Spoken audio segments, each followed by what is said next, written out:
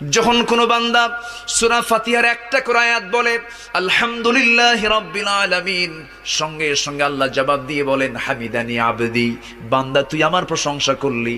আর রহমানির রহিম যখন বলে আল্লাহ বলেন আসনা আলাইয়া আবদি। মালিক ইয়াউমিদ্দিন যখন বলে আল্লাহ বলেন মাজ্জাদানি আবদি। এরপরে যখন বলে ইয়াকা না'বুদু ওয়া ইয়াকা নাস্তাঈন পর্যন্ত যখন বলে আল্লাহ বলেন বান্দারে তুই আমার কাছে কি চাস, প্রাণ খুলে চারে বান্দা। ইহদিনাস সিরাতাল মুস্তাকিম থেকে শুরু করে নিয়া ওয়ালাদ-দাল্লিন পর্যন্ত যখন বান্দা বলে তখন আল্লাহ বলেন বান্দা নামাজের মধ্যে এমন প্রেমের খেলা খেললি বান্দা, তুই যা চাইলি সব আমি আল্লাহ কবুল করলাম।